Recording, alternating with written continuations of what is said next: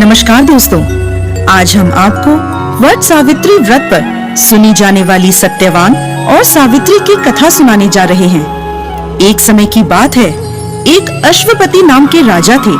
उनकी कोई संतान नहीं थी।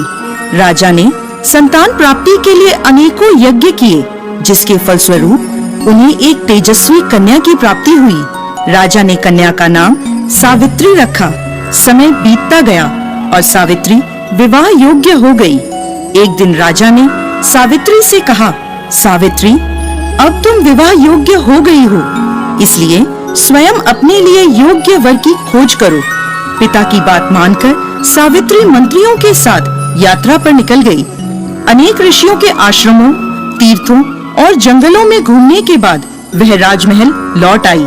संयोगवश उस समय उसके पिता के साथ देवर्षि नारद भी थे। सावित्री ने उन्हें प्रणाम किया। राजा अश्वपति ने सावित्री से उसकी यात्रा का समाचार पूछा। सावित्री बोली, पिताजी, तपोवन में अपने माता पिता के साथ निवास कर रहे सत्यवान मेरे लिए योग्य हैं। मैंने मन से उन्हें अपना पति चुना है। सावित्री की बात सुनकर देवर्षि नारद चौंक उठे और बोले, राजन, सावित्री ने तो बहुत बड़ी भूल कर दी है। यह सुन अश्वपति चिंतित हो गए और बोले, हे देवर्षि, सत्यवान में ऐसा कौन सा अवगुण है? इस पर नारद जी ने कहा, राजन, सत्यवान के पिता शत्रुओं के द्वारा राज्य से वंचित कर दिए गए हैं। वह वन में तपस्वी जीवन व्यतीत कर रहे हैं और अपनी दृष्टि खो चुके हैं। राजन, सबसे बड़ी कमी यह है कि सत्यवान अल्पायु है। 12 वर्ष की आयु में से अब उसके पास केवल 1 वर्ष की आयु शेष रह गई है। नारद जी की बात सुनकर अश्वपति ने सावित्री को समझाया कि वह किसी दूसरे उत्तम गुणों वाले पुरुष को अपने पति के रूप में चुन ले। सावित्री बोली, पिताजी, नारी अपने जीवन में केवल एक ही पति का वर्ण करती है। अब चाहे जो भी हो, मैं किसी दूसरे को अपने पति के रूप में स्वीकार नहीं कर सकती।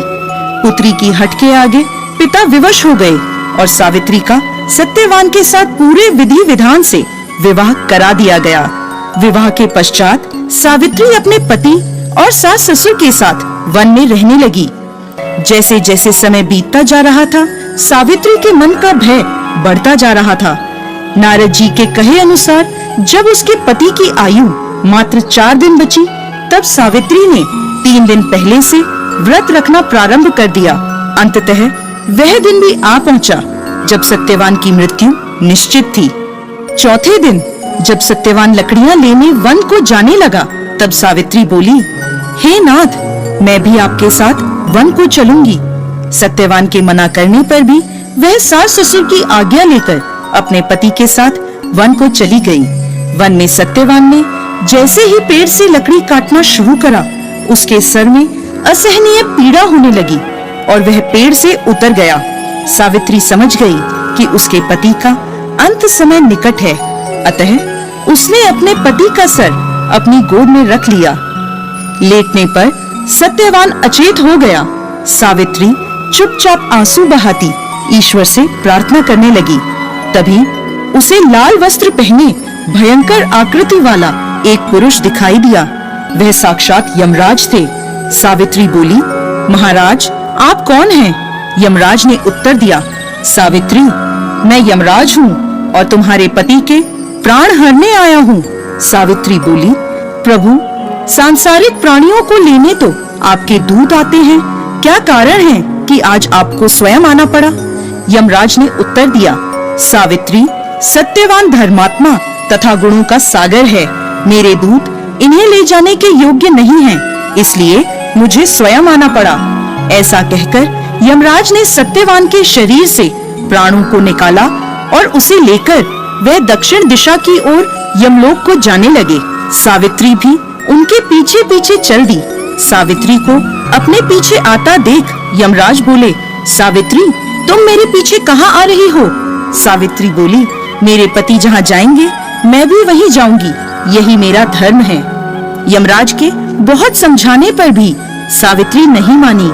उसके पतिव्रता धर्म की निष्ठा को देखकर यमराज बोले, तुम अपने पति के बदले कोई भी वरदान मांग लो, सावित्री ने अपने दृष्टिहीन सास ससुर की आंखें मांगी और यमराज ने तथास्तु कहा और आगे चले।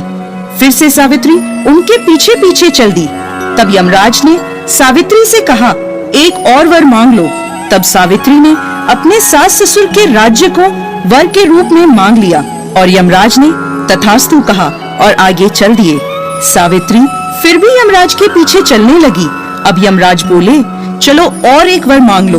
तब सावित्री ने अपने पिता के लिए 100 पुत्रों का वरदान मांगा। यमराज ने तथास्तु कहकर सावित्री को वापस लौटने को कहा, लेकिन सावित्री नहीं मानी और फिर उनके पीछे चल दी। अब यमराज बोले, सावित्री तुम मुझसे अपने पति के प्राणों के अलावा कोई भी वरदान मांग लो। तब सावित्री ने वर मांगा कि उसके सत्यवान से 100 पुत्र प्राप्त हों। इस बार भी यमराज तथास्तु कहकर आगे बढ़ने लगे, परंतु सावित्री फिर उनके पीछे चल दी। अब यमराज बोले, मैंने तुम्हें सभी मनवांछित वर दे दिए, अब तुम लौट जाओ। तब सावित्री बोली, महाराज आपने मुझे सत्यवान से 100 यशस्वी पुत्रों का वरदान दिया है और सत्यवान के बिना पुत्र कैसे संभव होगा। ऐसा कहकर सावित्री ने यमराज को उलझन में डाल दिया। तब यमराज बोले, सावित्री मैं तुम्हारी पतिव्रता धर्म से प्रसन्न होकर सत्यवान के प्राण छोड़ रहा हूँ और साथ साथ तुम्हें आशीर्वाद देता हूँ कि तुम्हारी यह कहानी युगों युगों तक सुनाई जाएगी। यह कहकर यमराज ने सत्यवान के प्राण छोड़ दिए और यमलोक को लौट गए। तब सत्यवान और सावित्री अपनी कुटिया में पहुँचे। वहाँ उनके माता पिता की आँखों की दृष्टि भी लौट आई थी और उन्हें अपना खोया हुआ राज्य पुनः मिल गया था। दोस्तों, यह थी वट सावित्री की व्रत कथा। यह व्रत करने और कथा सुनने से विवाहित स्त्रियों के जीवन के सभी दुख दूर होते हैं और उनके पति को लंबी आयु मिलती है।